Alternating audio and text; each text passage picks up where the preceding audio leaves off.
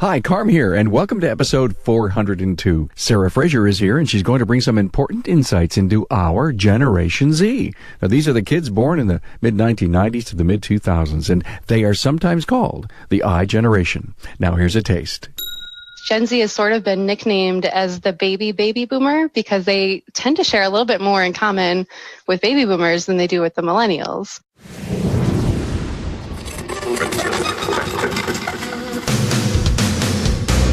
Welcome, aftermarketers, to Remarkable Results Radio. Listen to learn just one thing from today's episode on your journey to remarkable results.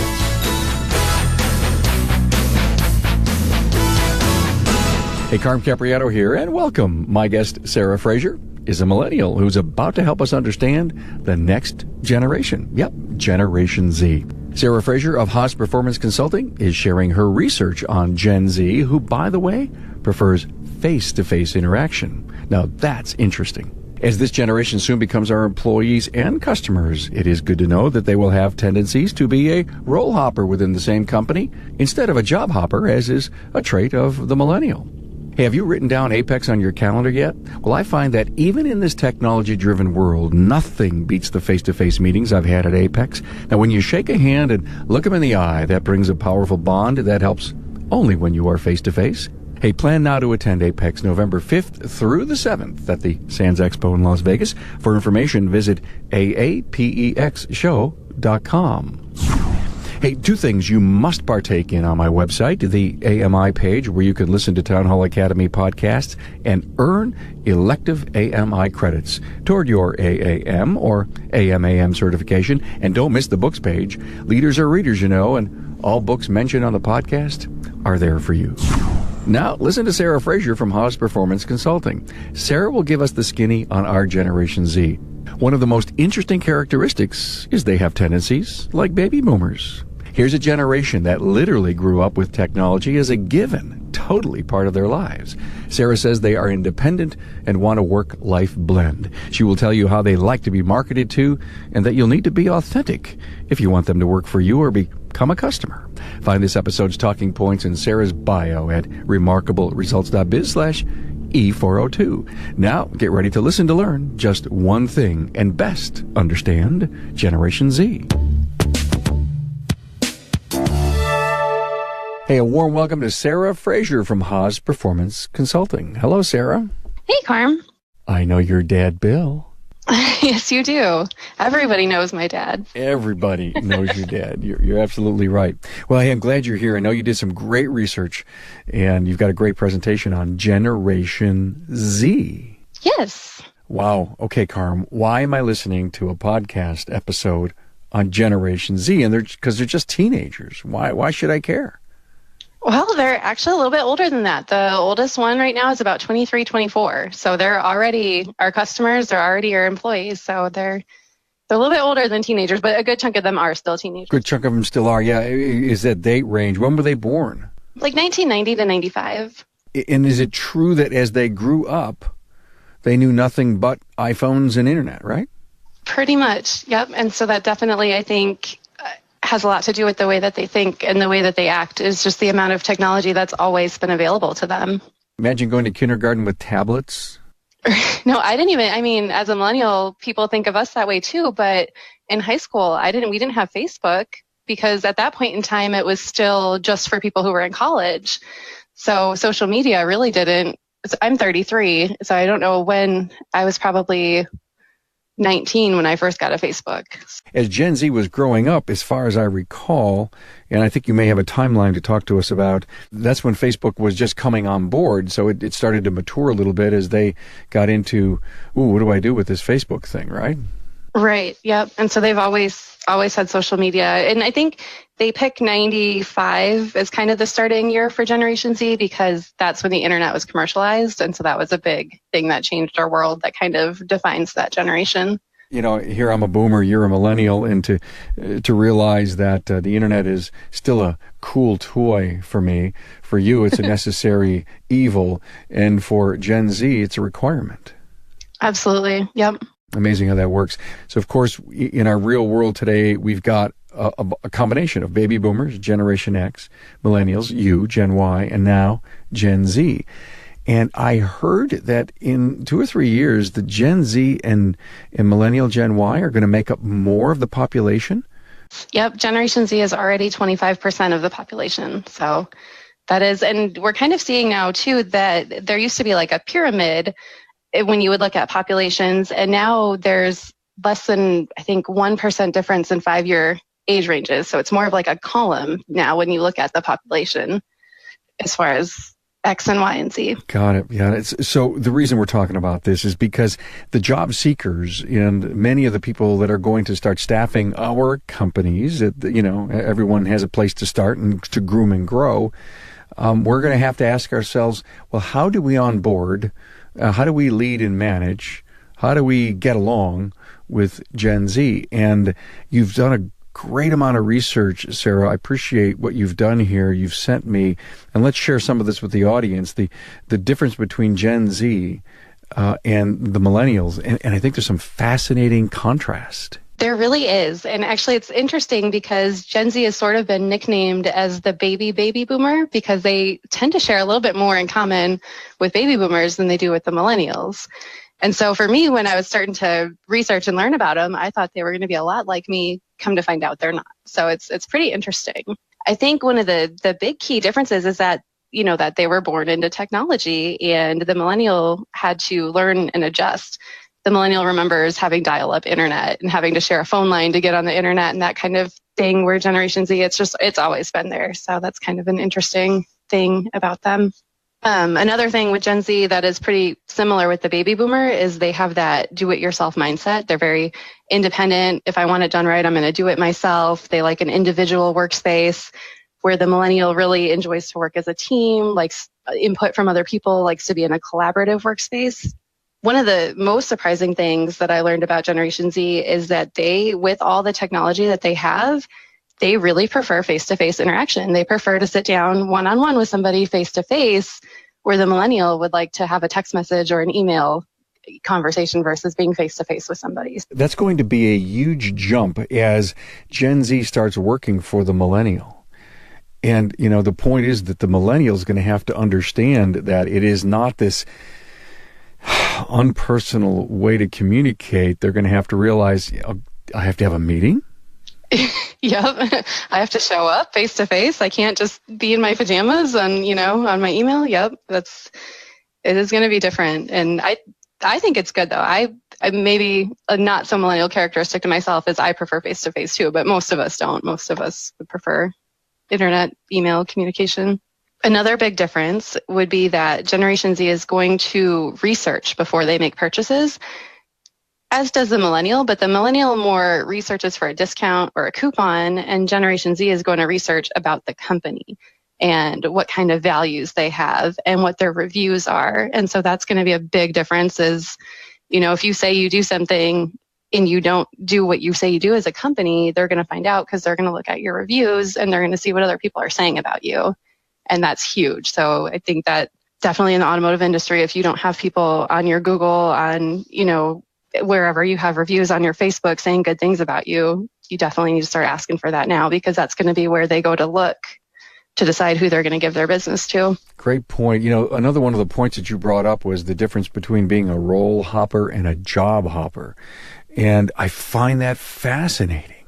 Yeah, I do too, because I've definitely been a job hopper. I've had probably 10, 15 jobs over the past 10 to 15 years. And I think that Generation Z is really going to prefer to stay within the same company and just move roles or move up the ladder.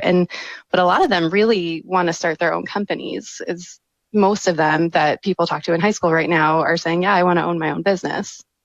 Hey, thanks for that great analysis, Sara. Let's talk about some characteristics of Gen Z.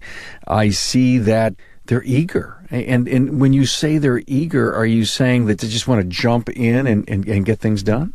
Yes, they're early starters. And I think a big part of that is seeing the millennial go through 4 years of college and end up with all this student debt and all these loans and not getting jobs in the fields that they went to school for.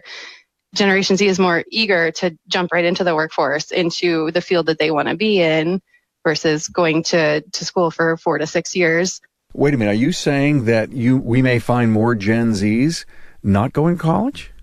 I think so, or maybe doing technical college or online courses, things that are more convenient to them versus going to the 4-year school, unless they know that they're going to end up in their field. You know, frankly, that's music to the ears of the automotive aftermarket, knowing that we have a skilled trades shortage and that maybe people say, hey, maybe Gen Z says, I want to work with my hands. And that, like you say, they may go to skilled school and come out and jump in with not as much debt. If that's a characteristic of theirs, I wonder how they get that ingrained in them. You know, because parents want their kids to become lawyers and doctors and work for Google and Microsoft, right? Absolutely. I think they just, they're very smart about what they want to do, and they're very cautious with their money, and they're already financially planning. And I think, that all goes into being eager. And with the eager piece also is they're eager to make big changes. They want to do big things in regards to the planet and doing things that are sustainable. And we're starting to see those changes happen already with like plastic straws starting to go away and those kind of things. So they're very optimistic and eager generation to do good. But they're looking for flexible hours. Yep, they definitely want something that fits into their lifestyle. And we've kind of seen in the millennial, we talk a lot about wanting this work-life balance. With Generation Z, it's more of a work-life blend. And so a lot of the jobs that they want to do, they can do from their phones or from with technology, that they could do it from wherever, work from wherever, and have more of that blend and that flexibility on their own time. So they want to work remotely. I find so fascinating. There are some companies way against telecommuting or remote work. And are they going to be forced into making this happen? I'm not sure. It's possible. I think we're going to see a lot more of it. I mean, there's obviously fields that's not going to be an option in, but in places where it is something that could be possible to work from home, I think you will see a lot more of that. Hey, Carm here. You know the number one reason shop owners attend Apex is to see the very latest new products and technologies. And in my opinion, a close second is the opportunity to meet face-to-face with your peers to discuss issues and find new opportunities. And let's not forget how much fun it is to get together with friends in the industry, both old and new. Apex is the one place to see all the people, products, services, and technology that affect your business and your profits. Plus, you'll get to participate in the best industry training while you're there. In terms of value, you'll take so much more home with you than the cost of your trip to Apex. Now, mark your calendar now to attend Apex 2019. It's November 5th through the 7th at the Sands Expo in Las Vegas. To learn more, visit aapexshow.com. Hope to see you there. So you say they're going to be socially responsible. They're going to care more about our planet. What does that specifically mean? Are they going to go out for causes? Are they going to be people, are we going to assemble, mobs to talk about stuff? I mean, like in the old days of the 60s, we're peace and love and against war? I'm not sure. I think it's going to be exciting to see what they do end up doing. But as far as like big changes that I think we're already seeing is just how connected they are globally, because they're so connected to people all over the world due to social media, due to the internet, that when things happen across the country or in other countries, it impacts them immediately. They hear the news about it right away, and they feel compelled to do something, to donate, to send something, when hurricanes happened, to go down and to help. We're already seeing a lot of volunteers in Generation Z. I think I read the other day it was 26% of kids between the ages of 16 and 19 are already volunteering, which is awesome. So I think we're going to just see more of that, getting involved and doing what they can. And I think a big part of that is just that connection, that when things are happening. And that's this whole socially involved piece that you're saying about it. If the statistic is it's strong, 26% are already volunteering, I guess when I'm looking to sell to Gen Z, and if I've got this great community culture involved in my business, and a young person walks in and I can say, hey, do you know we do something with the Toys for Tots or for the, the Battered Woman organization or for the church, that's something that the Gen Z will relate to. Absolutely. And I think even as selling to them, this is something that a lot of companies already do. They already donate to certain organizations. but I don't know that they make that very well known because it's just always been, well, that's what we do. We give to this organization. But I think if you're doing that, you need to put it out there on your social media and let people know, like, we believe in this, we donate to this, because as a consumer, that's going to mean a lot to Gen Z. And that might go further than some big money advertising and marketing would. Got it. Great word of mouth. Be honest and transparent with all the things that you're doing inside your community, inside your business. I guess if I'm going to market to them, I've got to be where they're going to be. And will that be social media? Absolutely. Yep. They are on their phones all the time. 80% of them are looking at their phones before they even get out of bed in the morning. So they're on YouTube, they're on Facebook, they're on Twitter, they're on, all of the different platforms. And so if you're not, Instagram is huge. If you're not on Instagram, you're already behind. Like, that's kind of not taken over Facebook. Facebook is still really great, but Instagram has become more the younger, what they go to more, I guess. Sara, I'm curious. I have been curious for a long time about social media being a black hole in people's time suck, if you will. But it seems like, as you're saying, both millennials and now Gen Z, they've assimilated it into their life. It is not a black hole. It is part and parcel to how they do business in our world. Very much. Yep. I mean, they're online shopping, they're making appointments online, they're all of that stuff. They're doing their research.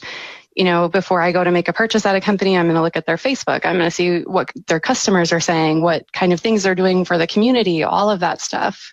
So we have to be there or be square, right? Pretty much, yes. If you're not on Instagram, you're behind. If you're not on Facebook, you're really, really behind. You're way behind. Yeah. And whatever I do on social, I've probably got to be as transparent as possible. I mean, I got to put my goods straight up and in alignment with everything that I stand for. 100%. Yep. You have to have something that you stand for and stay true to your mission statement and have it cohesive across all of your different social media platforms. You definitely need to earn their trust. And the way you do that is you do what you say you're going to do. So whatever your statement is about your company, if you say, we treat you like family, they need to be able to go on and read your reviews and see that people are responding to that. And yes, I came in and I was treated, great. And these people took care of me and they went out of their way. And that's the kind of thing that they're going to be looking for, is that truth and that transparency. And even like the be transparent goes a little bit into advertising too. You don't really need these overdone high quality advertisements. They'd prefer more of something realistic. Your actual photos of your shop, what they're actually going to see when they come and visit you, what the waiting room looks like, that kind of stuff. They want to see all of that before they get there. So that's be transparent. That's a great point about transparency. I mean, we've talked about that. I think it matters for any customer today, any generation. If you show a picture that isn't indicative of actually what you do and what you look like, inside of someone's mind, it says, I thought I knew what I was coming into, but it looks different. So authentic, I think, is what you're saying too. Yes, very. Don't hide things from them. Tell them the truth. And these are going to be smart customers.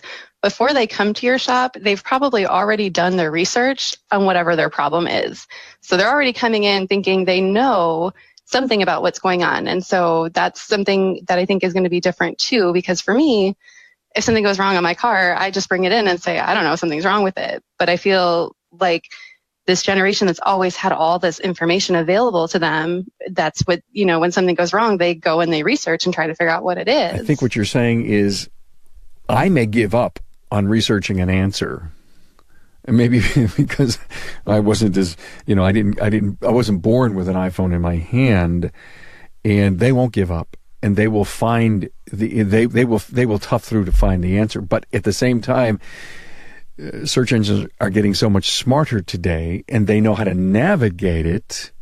And so they're, I guess it would be the greatest thing in the world for me is to go find a Gen Z and say, get me this information. And in 20 seconds, where it would have taken me 3 minutes.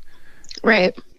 pretty much everything you need to know is on YouTube. You can find a video for how to do pretty much anything. So I think it's going to be, we're going to have to learn how to talk to this customer that's coming in possibly a little bit more educated, even though they may not know exactly the right answer. And I think sometimes we can get defensive when somebody thinks, well, they know exactly what they're talking about. And it's going to be kind of that learning curve to respect them and educate them while they educate you at the same time. They're fast and smart. They're multitaskers. They do. Yeah, they're great multitaskers. They will be watching TV, on their phone, having a conversation with somebody, doing homework at the same time, and it'll all be functioning and working. And so that's, we've talked a lot about like phones in the workplace. And I think that's something we're just going to have to start to be okay with, because just because they have their phone on them does not mean they're not working. And that's their life. I love your point. I think the phone becomes another work tool as much as you think it could be a distraction. It's not. It's not. And they can pull up information on there instantly. So it could be very helpful. Wow. Okay. Gen Z was born into tech. We've got that clearly stated. And here's the piece I love. I just love so much. Like the baby boomers in your mind, they're hardworking. Very, yes. And it's not like any of the other generations weren't as hardworking, but that seems to be creaming and bubbling up to the top. They're going to be truthful in everything that they do, so they want you to be truthful with them. Talk about being connected from every possible 5G tower someday as we have new technology coming out and Wi-Fi everywhere. They are going to be more connected than ever before, probably connected in ways with their watches and who knows, body armor someday. I don't know what I'm talking about, but you know what I'm saying? Yeah, and it's great because I think there's this almost bad stigma about Generation Z that they walk around glued to their iPhones and they don't talk to each other and they're, sitting in front of their computers playing video games and that they don't communicate and that they're not going to know how to have actual conversations. But I think really it's the flip side. They are communicating a lot more than other generations. They're just doing it through technology.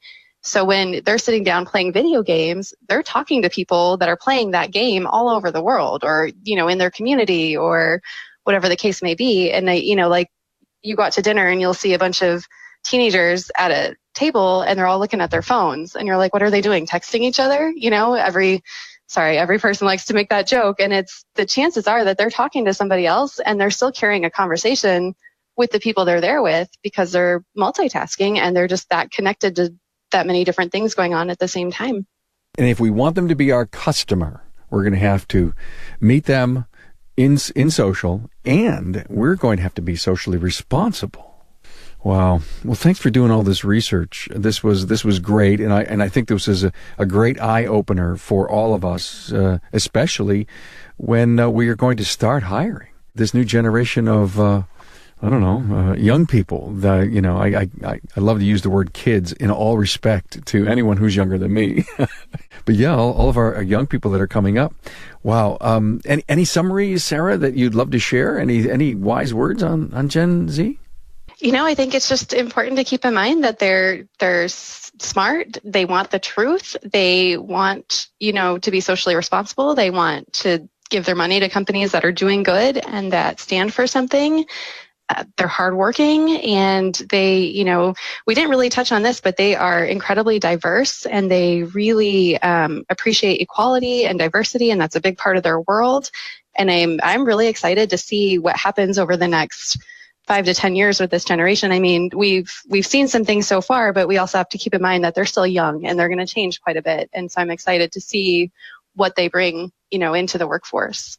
You've outlined some incredible qualities and characteristics, and as you pointed out, you'd love to see what's going to happen over the next 5 or 10 years as they grow into these characteristics that they've been slowly defined as having.